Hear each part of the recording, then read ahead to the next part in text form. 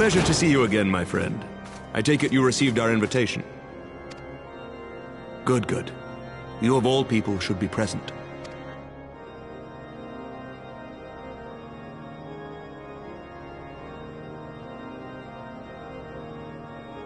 When the true brothers of the faith seized control of the vault, I feared the worst. Yet in adversity were we blessed with the promise of peace between man and dragon, through Vidofnir's timely rescue of an innocent child. Timely, I say, though miraculous or providential might better describe the event. The gods themselves could not have devised a more fitting symbol of hope. Needless to say, we could scarce let such an opportunity pass us by. Which is why I set about making formal arrangements for a peace conference between our peoples.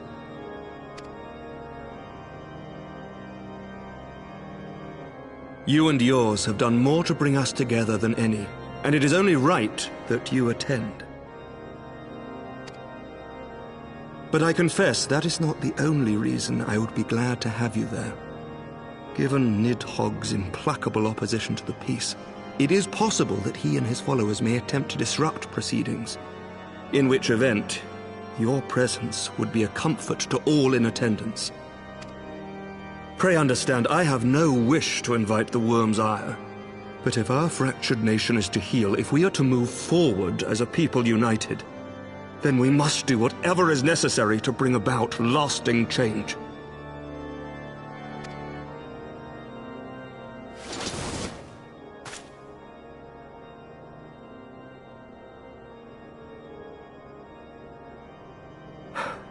"'Tis nothing.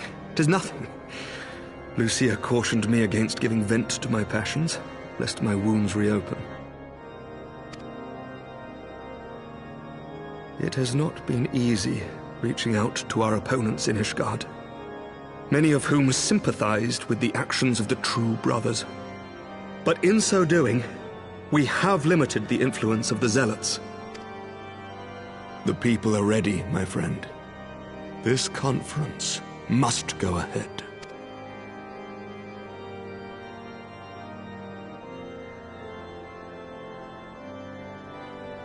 I knew you would understand. The conference will take place on the border of Ishgardian and Dravanian territory in Falcon's Nest. Lucia is there seeing to the final preparations even as we speak. Pray join her at your earliest convenience. 'Twould not do for the guest of honor to arrive late, after all.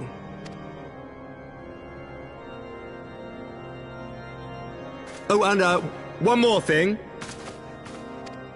A drink! We should make time for one. Once the conference is concluded, I mean. By my reckoning, 'tis long overdue.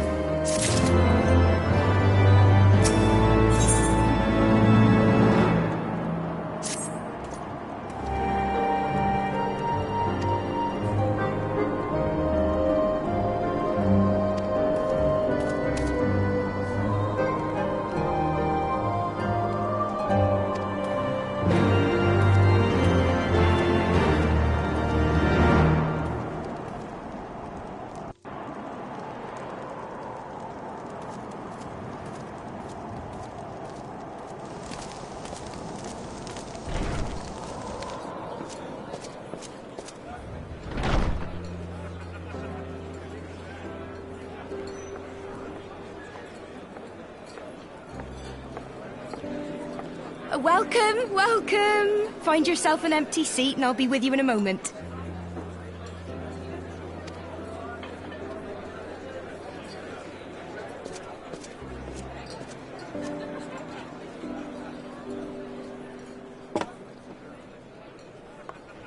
Cold out, isn't it? Here, a mug on the house. Let's get some colour back in them cheeks.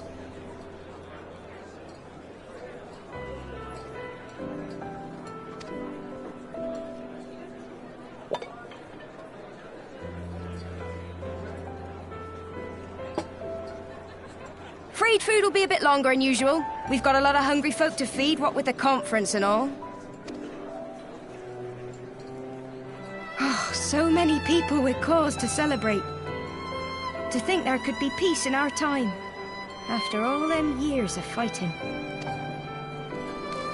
When I heard about the conference, I knew I had to come. I knew I had to be here, to do my bit.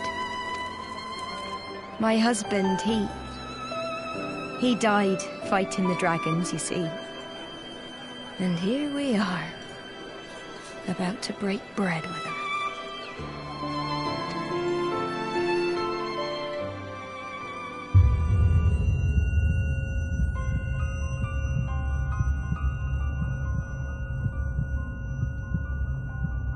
You were right, my lord. You look tired.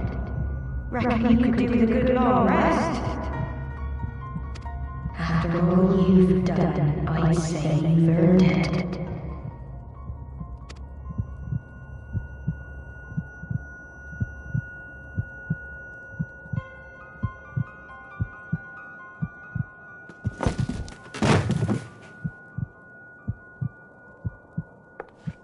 Sleep now.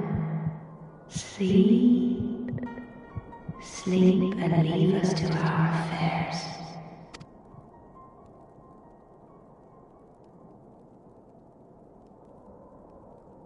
This was never your fight.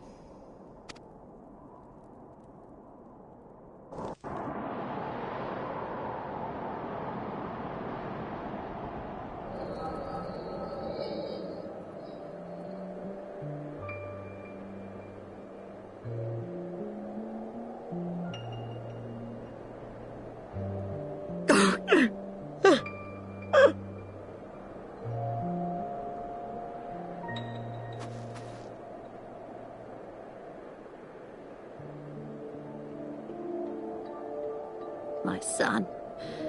They told me he walks in Hallone's halls.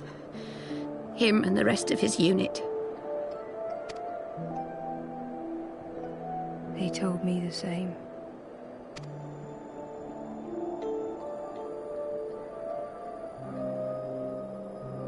I expect they think it's comforting. Every time I calm my cry, I cannot bear to remember, but to forget would be 1,000 times worse. Yet that is what they would have us do. Accept this truth for the sake of peace. Bury the past and look to the future.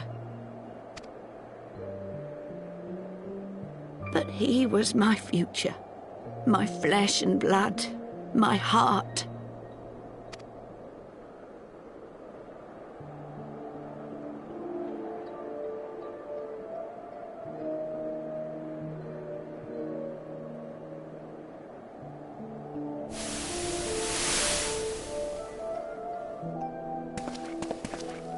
Is this it? We're the only ones with the courage to oppose this madness? Cowards, a lot of them. They think only of the prize, of the peace Sir Emmerich promises them. They know in their hearts it's a lie, but they go along with it anyway, desperate fools. But not I. Not I! I see the worm that killed my brother in my dreams every night, and I will not rest until he lies broken at my feet. Him and every last one of his accursed kin. All this nonsense about Kings of Eld, as if I care what they did or didn't do. Makes no difference to me and mine. Have the dragons sued for peace in 1,000 years? Are they bollocks? It's a bloody ruse is what it is, and Sir Emmerich and the rest of them bloody fallen for it. But what can we do? They believe, and naught we can say will ever change their minds. Whether we like it or not, man and dragon will come together at Vulcan's Nest, and all will be forgiven. Forgiven and forgotten.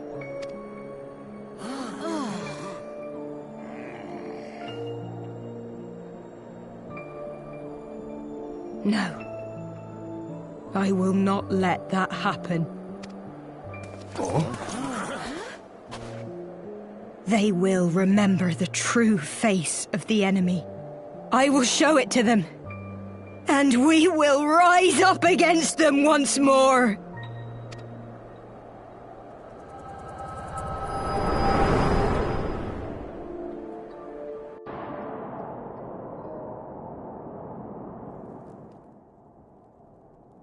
Hey!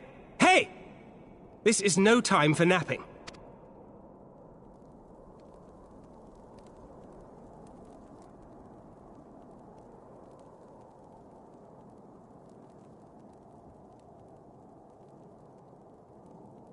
Do you have your wits about you?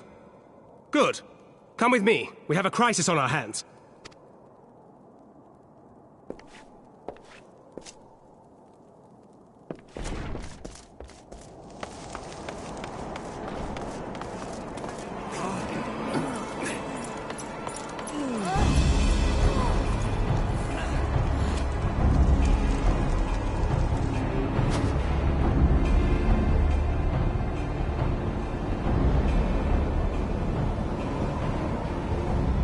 Hear me, brothers and sisters.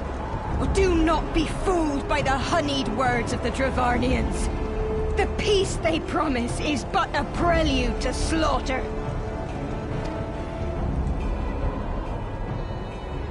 Remember your husbands and wives never returned from war. Your children torn apart by fang and claw. All your loved ones shown no mercy. Does not your heart cry out for vengeance?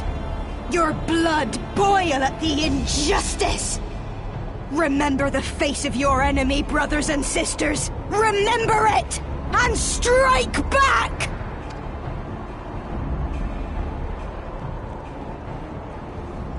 You there! Don't just stand around gawping! Do something, man! Stop her! Yes, my lord.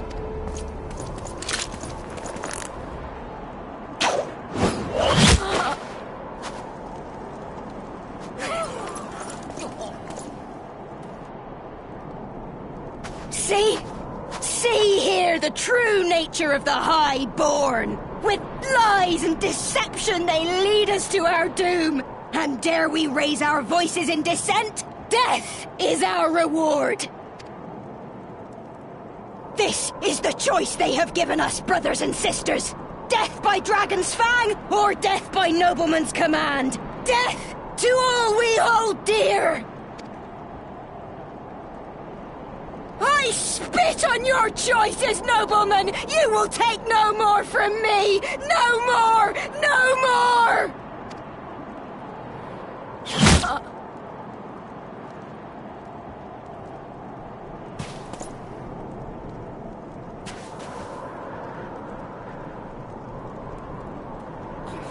What have you done? I only did as you ordered, my lord.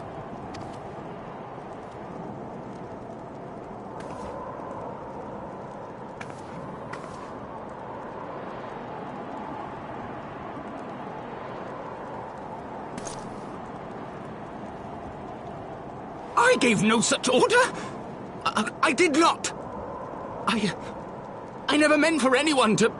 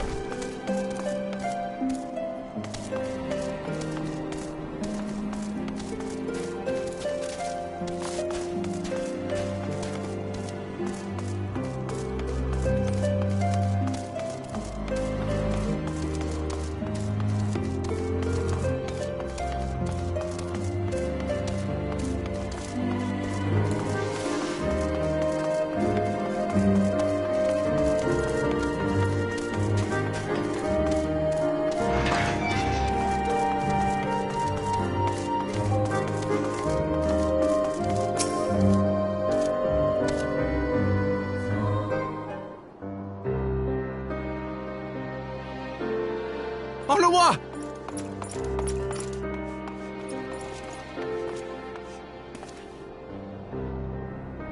No, no! What have they done to you? Onawa! Onawa!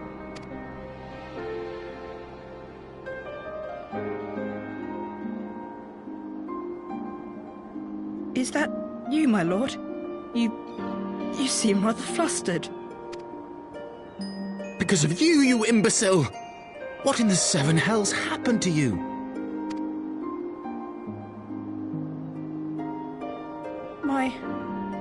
My apologies. Some few of the guests expressed a wish to leave, and I implored them to stay. It would seem they took issue with my request. Oh, gods forgive me. If I had only been more careful with my words.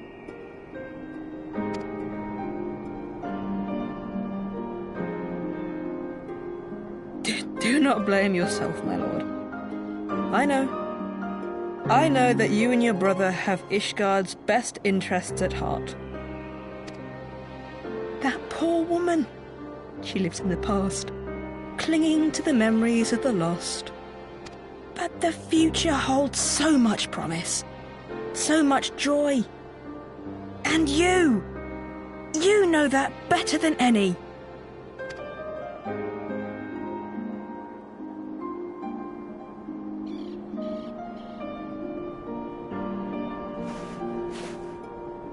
Onawa?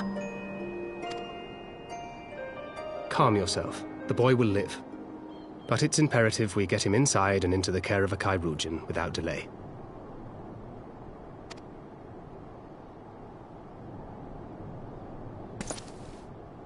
Oh, we were so close!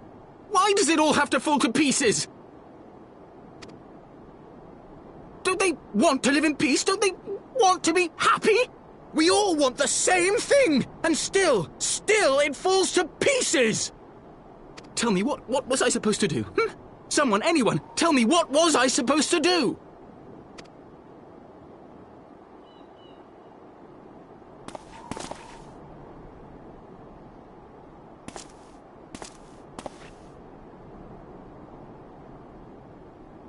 Stop looking to others.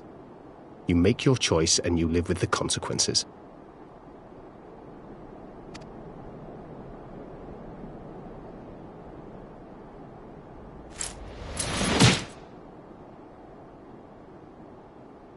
And what would you know about consequences? You who always know just what to say and just what to do. Your every deed is greeted with a round of applause.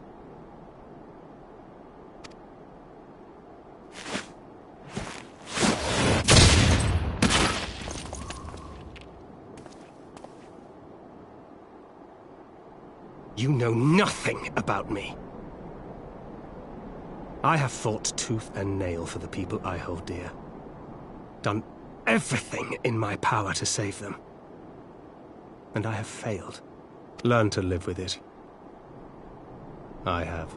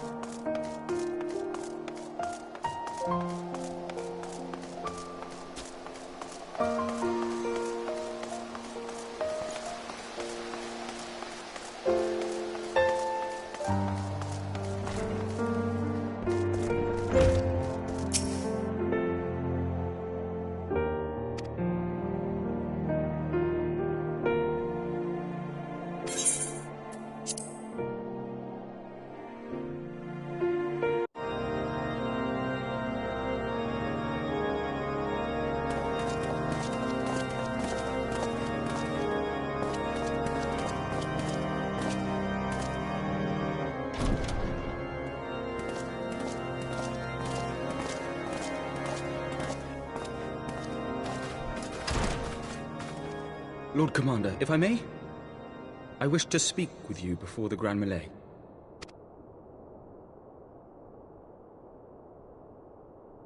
Proceed. How do you do it, my lord? How do you lead with such certainty, when so many of our countrymen will not hear of peace with the Dravanians? Some of them hate you almost as much as the dragons themselves. They decry you as a patricide in the streets. They even tried to kill you, for God's sakes. Yet still you march on, undaunted, where no archbishop dared to tread. What is your secret? Where do you find the strength?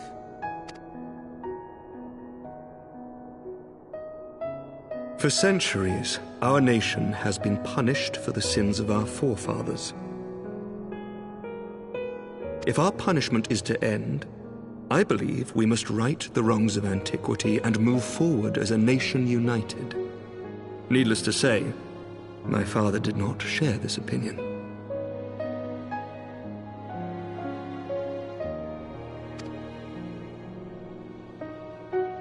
He did not believe the people strong enough to bring about their own deliverance, trusting only in himself. Tyranny seemed to him the only solution. But I have faith in the people, Lord Amanalain. I have faith that they will weather this storm and overcome every trial we set before them. Many have fought and died to see this blight upon our nation's history cleansed, and I would not let their sacrifices be in vain. Though we invite reprisals, the risk is worth the reward.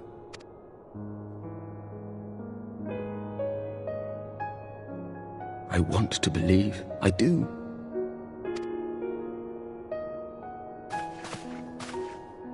Lord Commander, through my careless orders, a pall has been cast over these proceedings, and I beg the opportunity to make amends.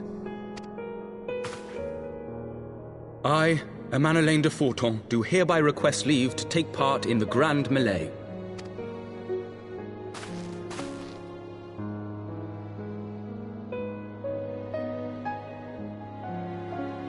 Who am I to deny such a heartfelt plea? We would be honored to have you join the fray, my lord.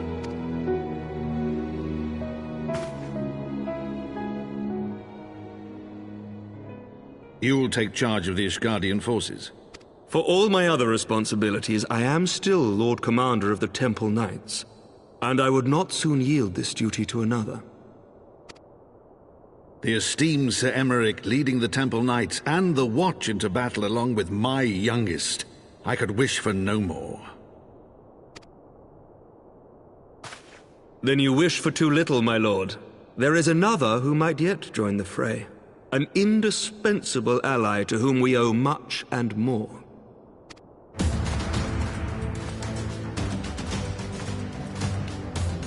An adventurer beholden to none, who nevertheless chose to champion our cause, who has shared in our suffering and in our glory, a warrior without equal, who I am privileged to call a friend. There is no one I would rather have fighting by my side. I ask this in full knowledge of your obligations, and will not think less of you should you refuse. But if your conscience will allow it, might you oblige me, my friend, one more time?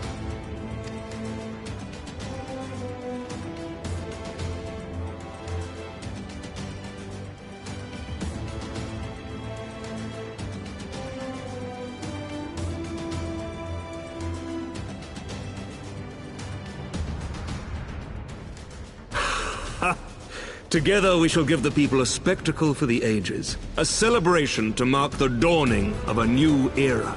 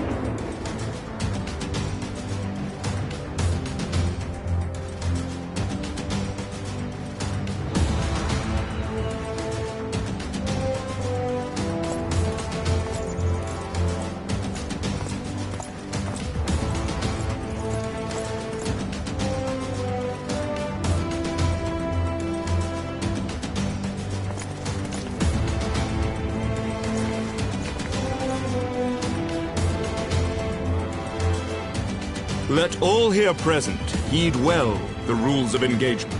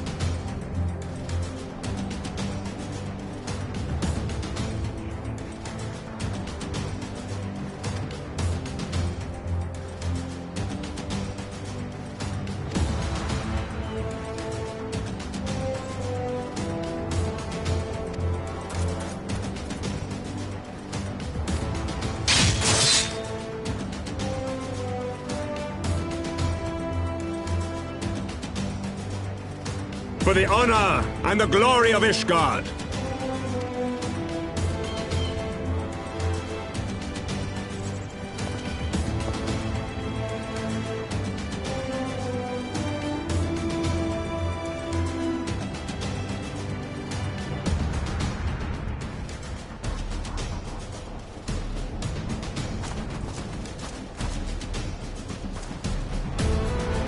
All is ready then. Very well. Brave men and women of the Eorzean Alliance, let the grand melee begin!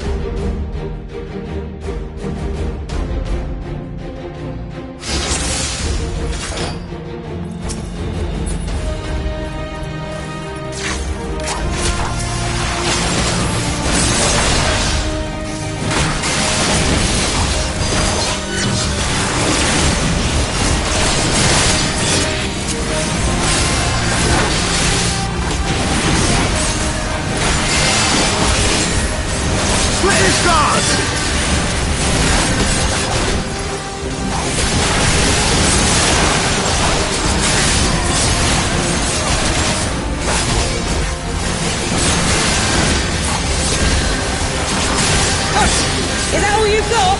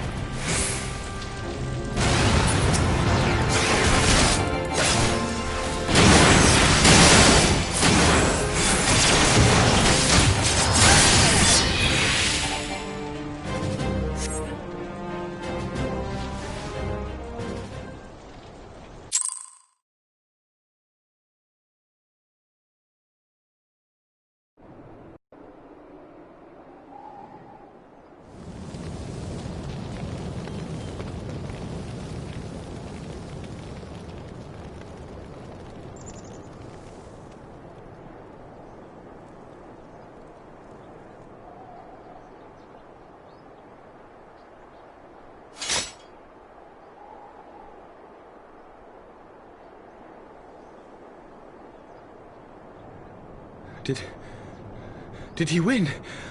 Then we...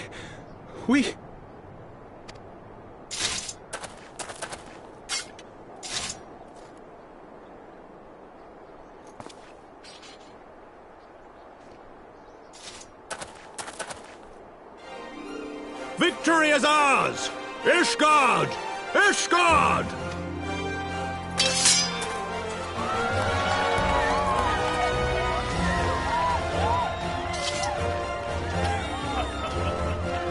Well fought! Well fought, my friend! You truly are the warrior of warriors. Thank the Fury you were on our side.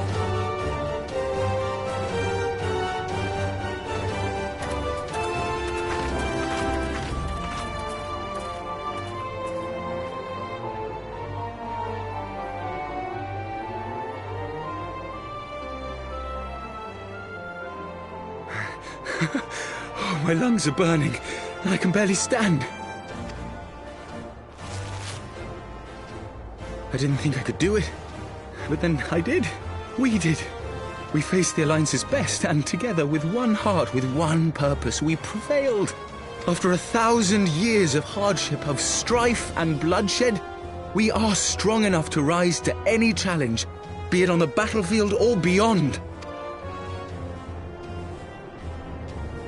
The future holds so much promise, so much joy. We need only show them the way.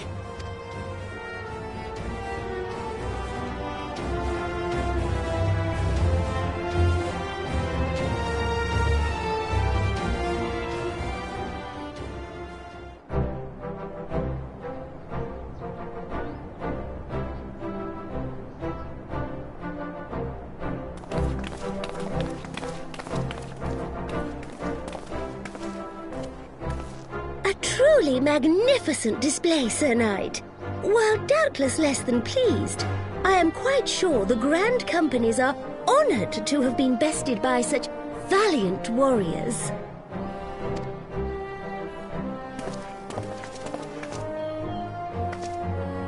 The honor was ours, Your Grace. I am pleased to see that Ishgard's proud martial tradition is being upheld. When the time comes, I trust you will fight alongside your brothers and sisters in the Eorzean Alliance with the same fervor you displayed in opposing them.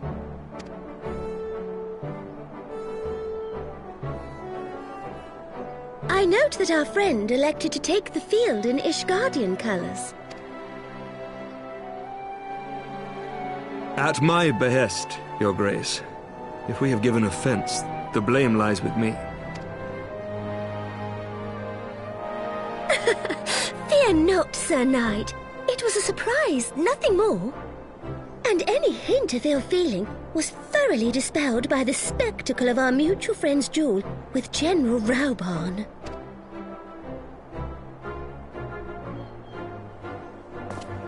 On the subject of surprises, I could not help but marvel at the passion and unity of purpose displayed by your countrymen, given the troubling reports we have received of late. I shall take that as a compliment, Your Grace. The events to which you allude are the price of change. The end of the Dragonsong War marks the beginning of a new era for our nation, and for the people, high and lowborn alike, who will lead her into the future. Ah, yes. The people. Change is indeed a perilous thing, for we who seek it, and they who fear it. I shall pray for Ishgard, and for you.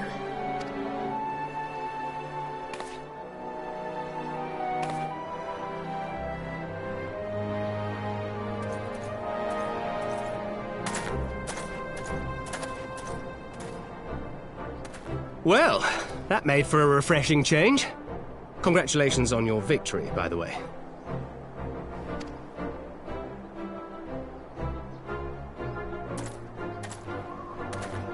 Ishgardians certainly seem happy with themselves. I, for my part, am merely glad you did not strain anything in the process of single-handedly winning the battle for them.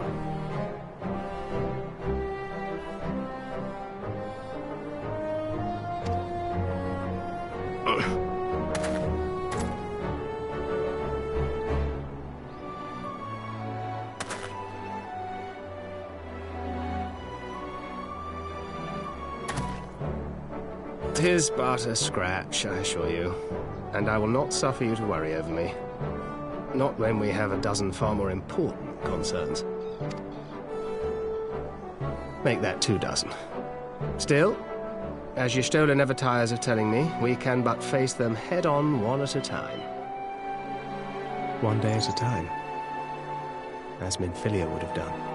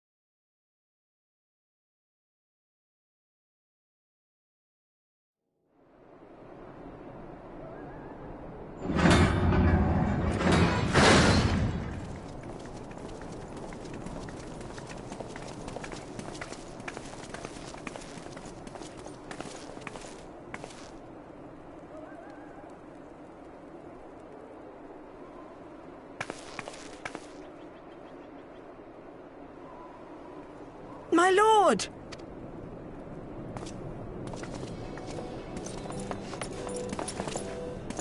Honorwa, my boy.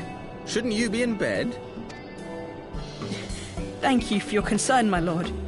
But I have largely recovered from my ordeal, and I have naught but several scars to show for it, which I have been told some women may find appealing. I see. And to think I was worried sick over you. I'm not sure I understand, my lord. Well, let's put that theory to the proof, shall we? My lord? 'Twould seem that a great many things have occurred in my absence. I thought I might begin to make amends by welcoming you in person. The messengers spared not their chocobos to bring us word of your victory in the grand melee. I cannot well describe our elation when we heard the news.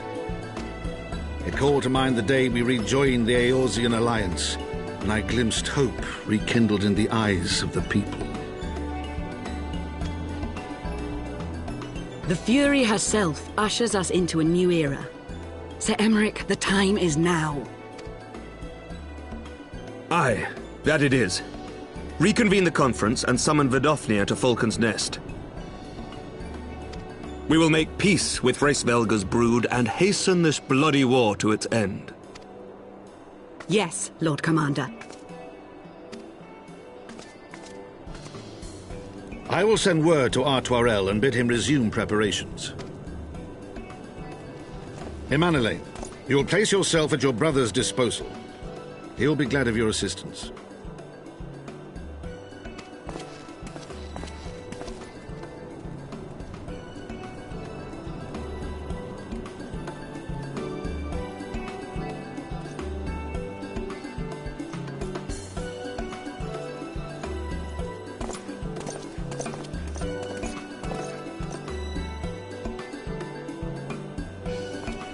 No stopping it now, is there? We should inform Stola and the others.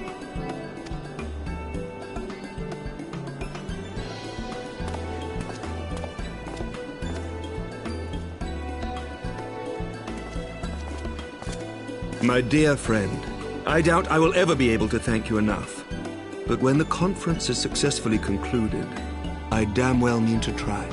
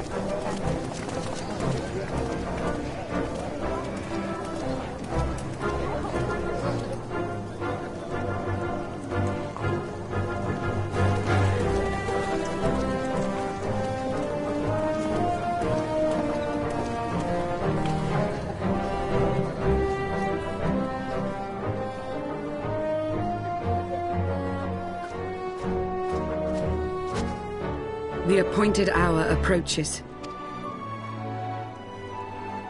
Aye.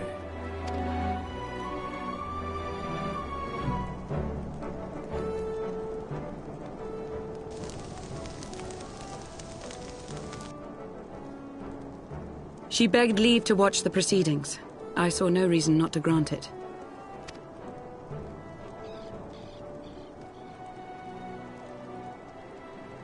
Should I choose to deviate from my prepared remarks, I ask that you trust in my judgment.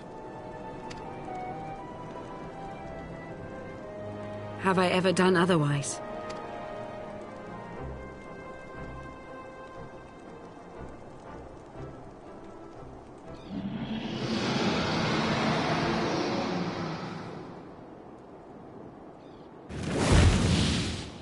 Look!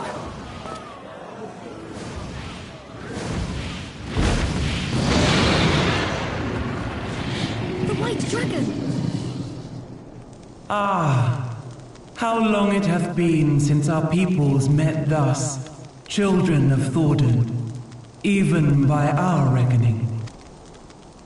Vidofnir, daughter of Hraesvelga, we give thanks for your visit, and bid you welcome to Falcon's Nest. Our sire bade us hearken unto the whispers of our hearts.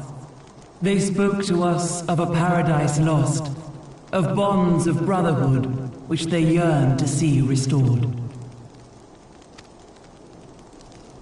Ours too yearn for such a restoration, and they have guided us here this day, that they might yearn no longer.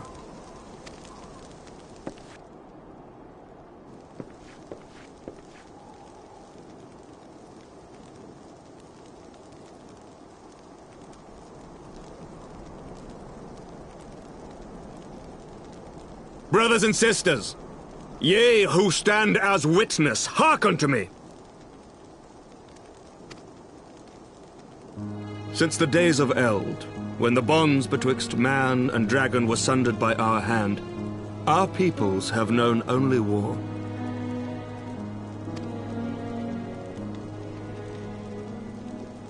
Bloodshed without end, losses beyond counting, and still we fought. And still we fought.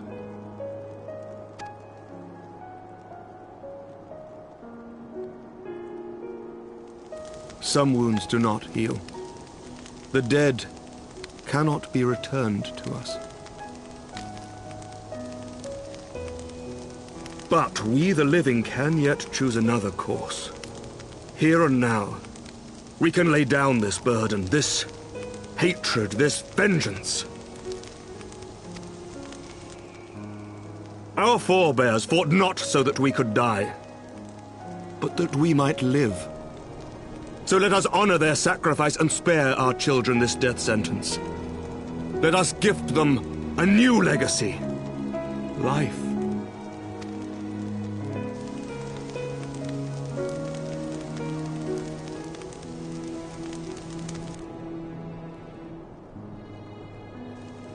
Betwixt our peoples yawneth a divide deeper than the deepest abyss, wider than the widest sea. Generations will live and die ere this divide is bridged. Knowing this, doth thy heart yet yearn for peace, son of Thordan? Look now on the legacy we would leave to our children. A dream of peace, inscribed in stone for generations to come.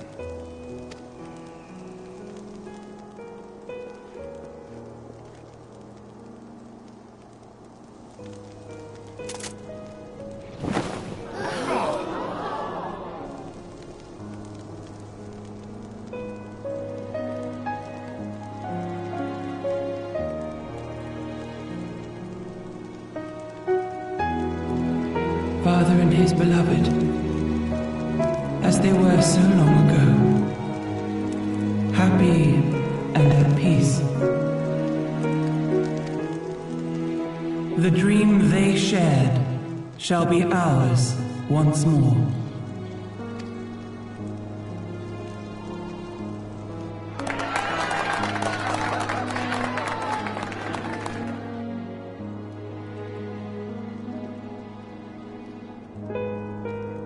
Never!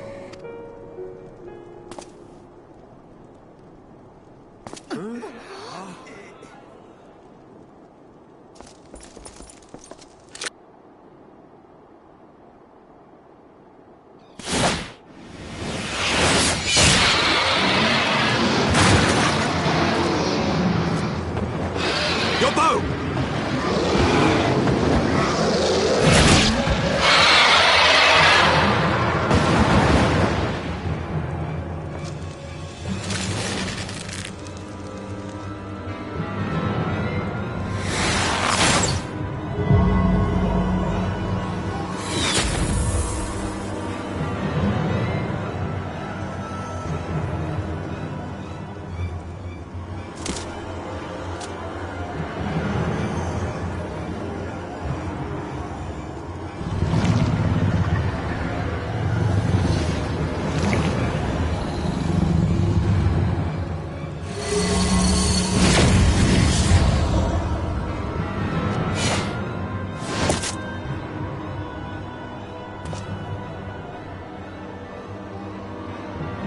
Child of Dravania, art thou grown so forgetful that thou wouldst forsake kith and kin and consort with the spawn of Thornton?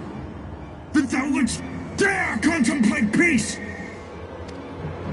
Hearken unto me, all of you! The final chorus is nigh, and all will be held to account. All will bathe in the flames of retribution. Till the coming of that day, look you on your sins and despair, for none shall escape my wrath. None shall escape my revenge! 7 hells.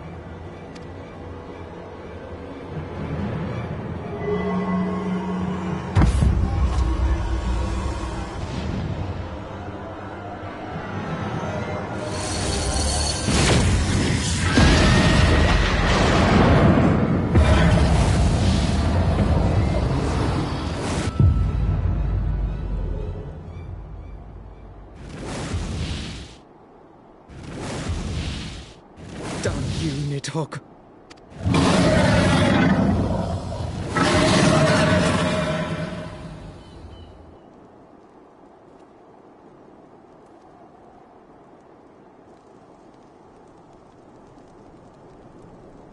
Hells, take that worm! While he lives, we'll never know peace. Aye! There'll be no end to this war till Nidhogg is dead and gone! So let's kill the bastard and be done with it! Death to Nidhogg! Death to Nidhogg! Death to Nidhogg! Death to Nidhogg! Death to Nidhogg! Death to Nidhogg! Death to Nidhogg! Death to Nidhogg! Death to Nidhogg!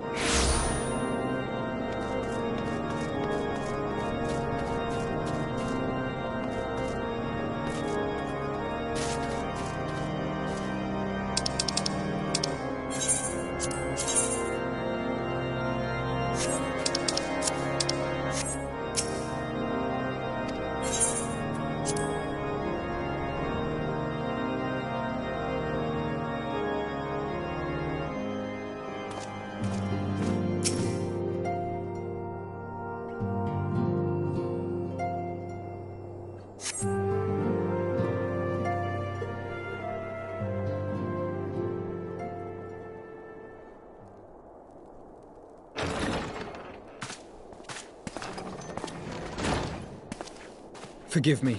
That took longer than expected.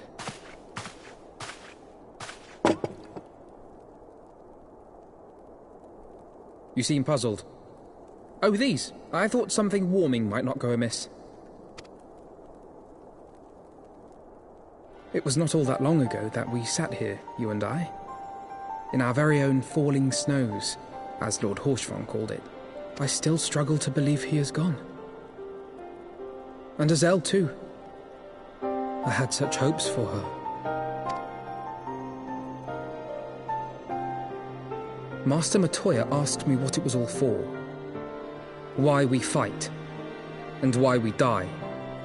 Were I still commander of the Braves, I would doubtless have replied, for the future of Eorzea. But I'm not that man. Not anymore. I needed a new answer. One that I could live with. And when I saw Estinian at the ceremony, I knew at last what it was. I do not want to be a man who sacrifices his friends and family for a cause. I want to fight for Estinian, and I want to save him. When Nidhogg leads the Horde into battle, Ser Emeric and his forces will do what they believe must be done. That is their choice to make. Yet even if Ser Emeric is willing to forsake Estinian, I am not. We must fight for him, for he is our friend and ally. We may struggle, we may fail, but we must try.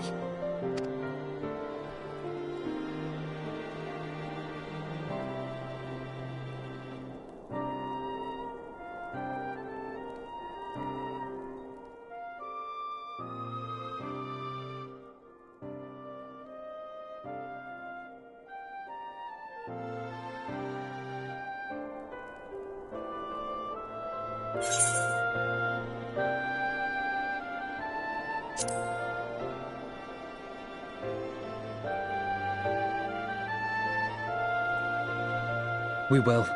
I know we will.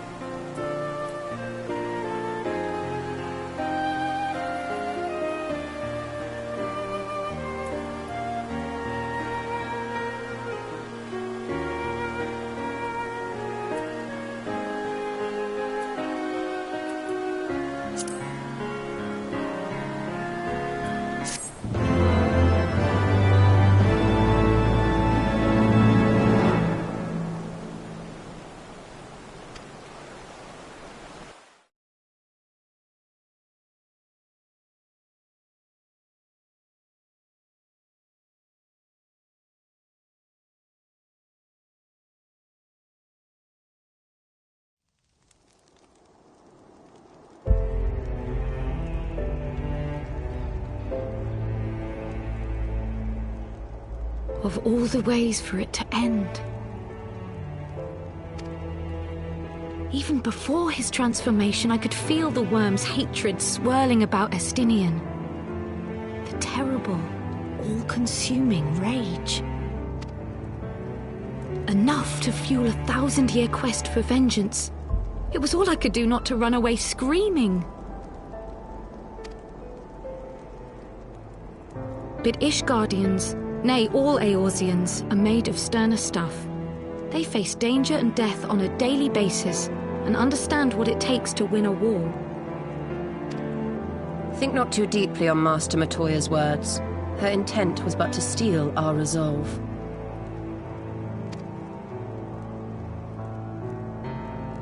That, and to remind us to look beyond these passing conflicts to trials greater still, to the truth which hides at the heart of this world. So that's your aim, is it? You disapprove? Not at all.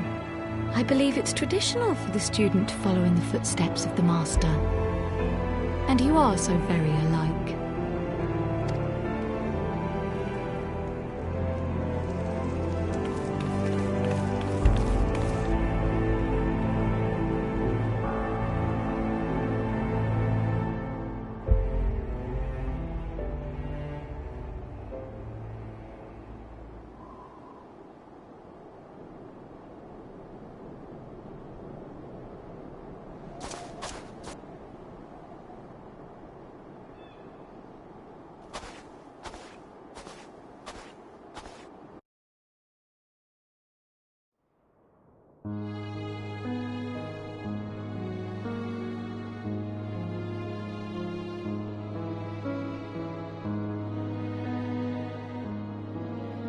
Change. That great inexorable wave was upon us, and soon all of Ishgard would bend to its will.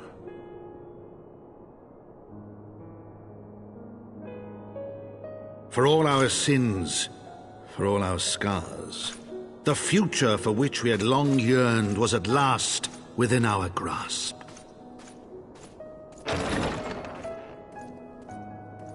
But it would be bought at a heavy price. For in those twilight hours did Nidhogg cry out for vengeance, and his brethren raise their voices for the final chorus of the Dragon Song War.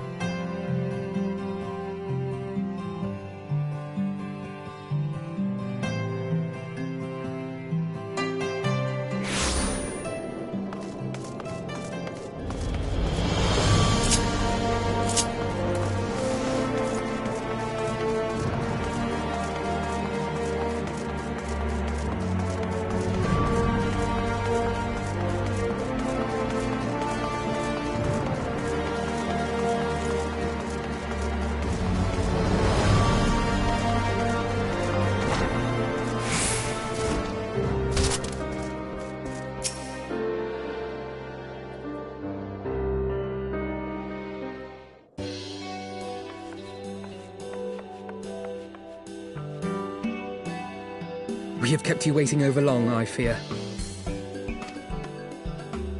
Not to worry, Eventhough. We had some rather fine mulled wine to keep us company. Truth be told, you could have delayed your arrival a few moments more. Gibrion got the spicing just right this time. His latest batch is not only delicious and warming, but soothing to the humours. Indeed. But 'twas not to soothe our humours that we gathered here. Ah, no, quite right. The matter of that poor dragoon. You have discovered something. A means to save him?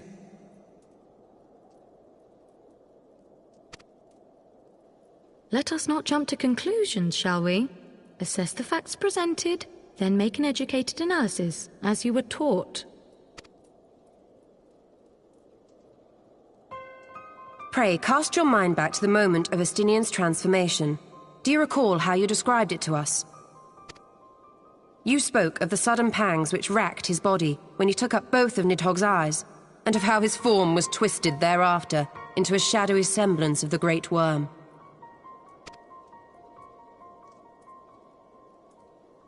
When he appeared at Falcon's Nest, the worm's eyes were fused to his mail. Would that only his armor had been corrupted. Snaking forth from the eyes, I descried dark tendrils which entangled his very being. His ether has been all but smothered. Then he is lost to us forever? What did I just say about jumping to conclusions? Y'shtola clearly stated all but smothered. As I later discovered, her impression matched my own. Though Nidhogg's presence filled my mind's eye, beneath his seething aura, I sensed the merest hint of something else. And after listening to Y'shtola's observations, I became more certain of my suspicion that the something else I had sensed was, in fact, the trace of a different will, submerged in the sea of Nidhogg's rage. You mean? Yes, 'tis like that Estinian spirit yet lingers. Can we not wrest him from Nidhogg's grasp, then? Tear the eyes from the armor? We know not if that would serve to separate Worm's soul from man's. None have ever attempted such a feat. Should it offer even the faintest hope of success, then by the gods, I shall be the first to try. Eventhough. By all means, hold fast to your hope. Even should you succeed in excising the eyes from the dragoon's mail, we have no way of knowing if your friend's soul would survive so violent a separation. And that is to say nothing of the possibility that his would-be savior might become Nidhogg's next host. But what other choice remains to us? Should the opportunity present itself, I will tear those foul orbs from Estinian's armor and trust in the resilience of his soul, even at the risk of mine own.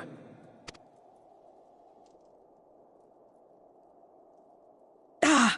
I found you at last!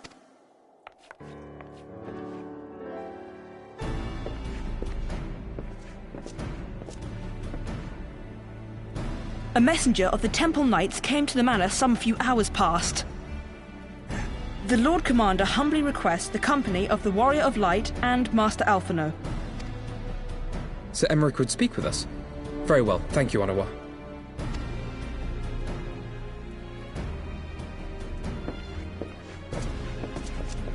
'Twould seem duty calls. Pray see to yours, and we shall return to ours. Thank you, Y'shtola, Kryl. Your words have given me hope where there was none. Come then, Sir Emmerich awaits.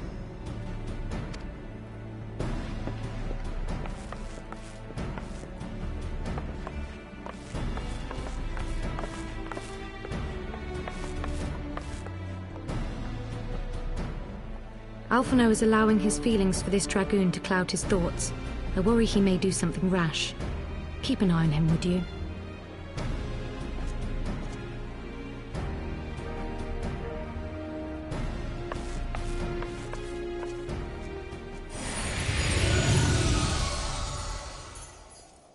They think more of their friends' deliverance than their foes' defeat. But will history commend their fealty or condemn their folly?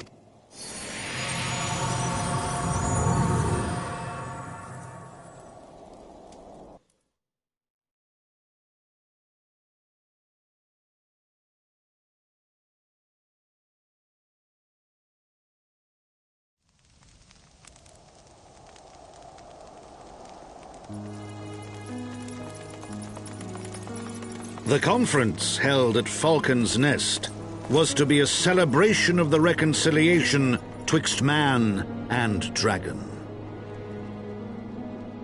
But the lingering shade of Nidhogg, clad in the flesh of the Azure Dragoon, did mark the occasion by spilling the blood of his own kind.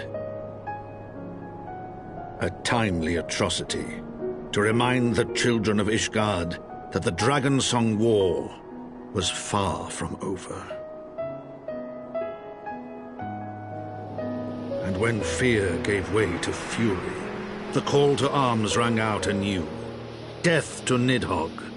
Death to Nidhogg!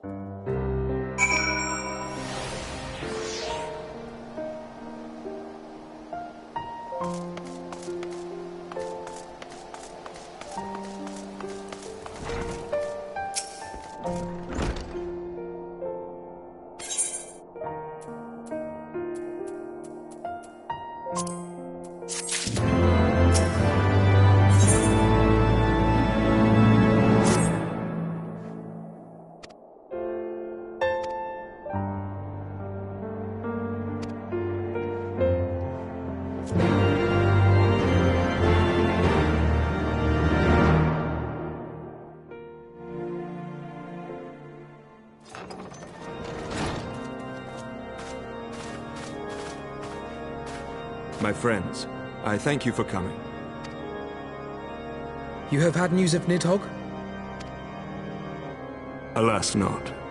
Our scouts range far and wide, but they have as yet found no trace of the Great Worm. We dispatched an elite unit of dragoons to reconnoiter the churning mists, but even they returned empty-handed. A pity. Fear not, Eventhough. We shall see the worm again soon enough. His words at Falcon's Nest attest to that. Indeed, he is like to come sooner than we would wish. I assume Ishgard's defenses are being bolstered as we speak? With all haste. I mean to call upon every able-bodied warrior at our disposal, from the Knights of the Four Houses to the men and women of the Watch. But I did not summon you to discuss strategy. What then would you have of us, my lord? I will speak plain. Now that Nidhogg is possessed of both of his eyes, no mortal force we can muster will repel him. That being the case, we must needs recruit an ally of equal strength.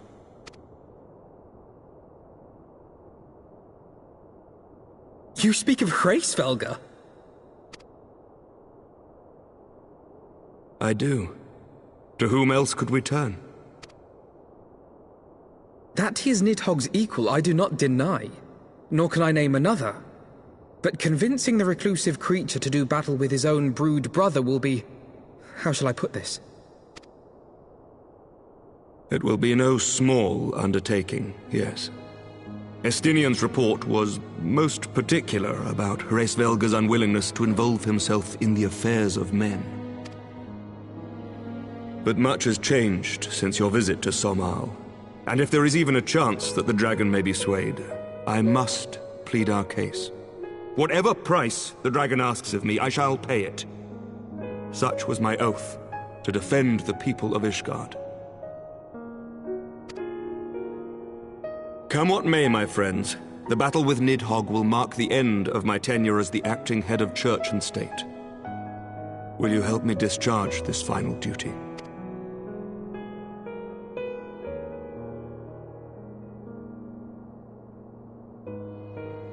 We will, my lord, though I fear our involvement offers no guarantee of success.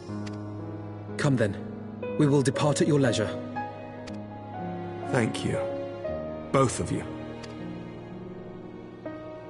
The city is yours, First Commander. My lord, we shall pray for your swift return.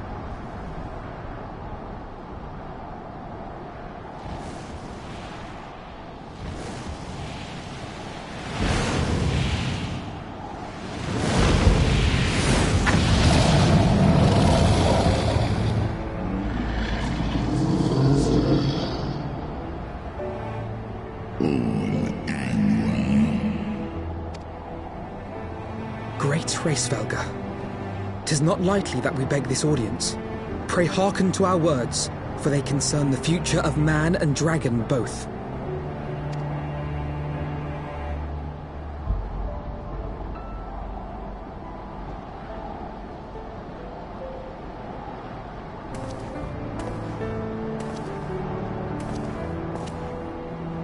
Greetings, Hraesvelga.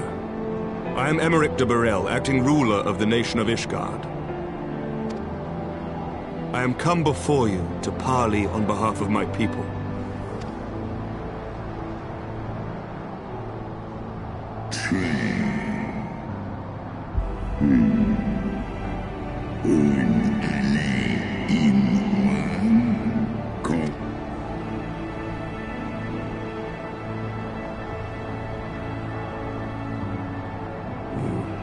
Foresaw mine intent.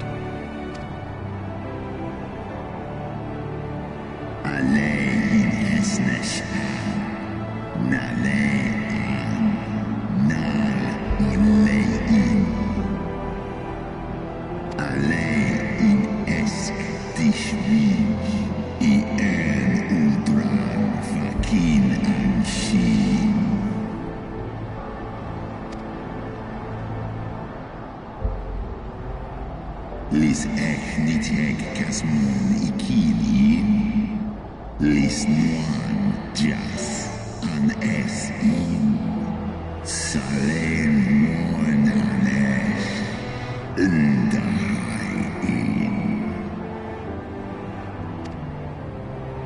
Stapol iani niteg, shinhes iso, al nuofa is.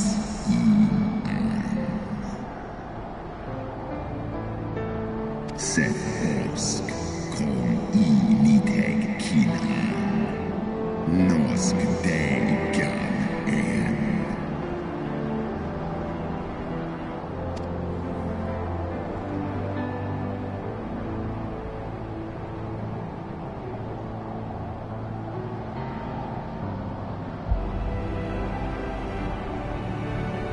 We understand that in your despair at man's betrayal, you seek only the refuge of solitude.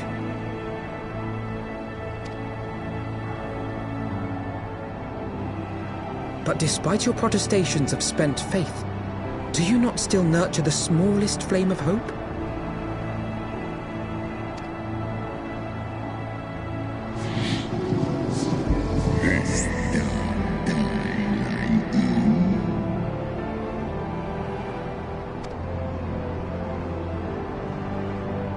I do.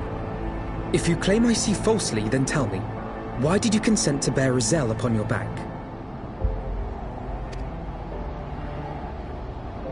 Is Kaisia in Holes Exkdir Valsu Nesk an in Eskba.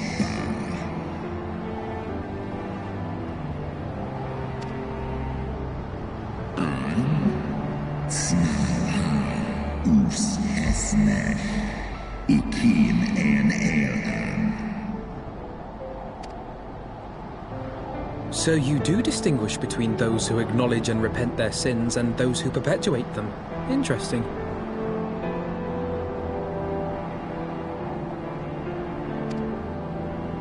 It seems to me that you have not, in fact, lost faith in mankind as a whole. Rather, you weigh our respective merits by how we allow the past to influence our future.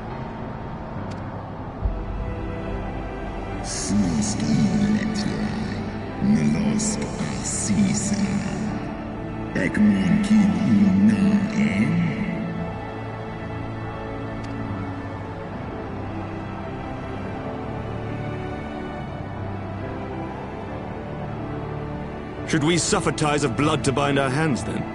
Nay, if the crime is one of unconscionable evil, we must needs condemn it, even should the transgressor be our closest kin. When my father corrupted himself and his followers with the power of a primal, I beseeched the warrior of light to slay him, an act alike to patricide. That he did not die by my hand matters little. If anything, it heaps greater disgrace upon my name. But had my father not fallen, he would have drawn countless thousands into a holy war of hellish proportions, which I hold the greater crime. Thus did I order his execution, sparing the lives of my people and yours. Alas, your brother Worm now prepares to murder those whom I sought to spare. What is more, he has taken my comrade's body for his own. But if I must slay my dearest friend to defeat my direst foe, I will not flinch from my duty.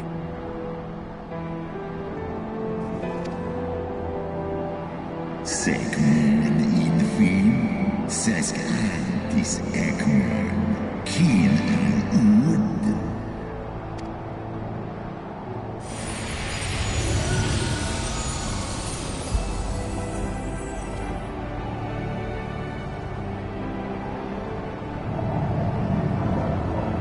Sloskna, dyrkin iles, kolhes na inish, dra or in.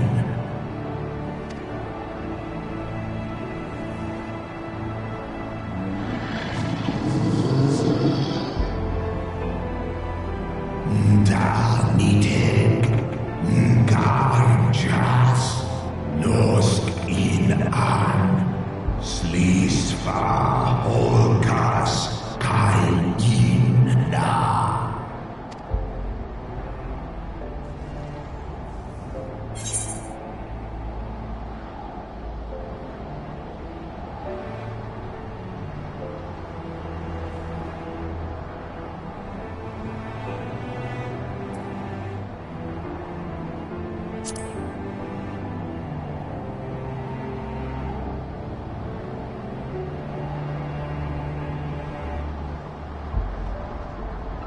Wan nadran in ale is un wan in un on kinga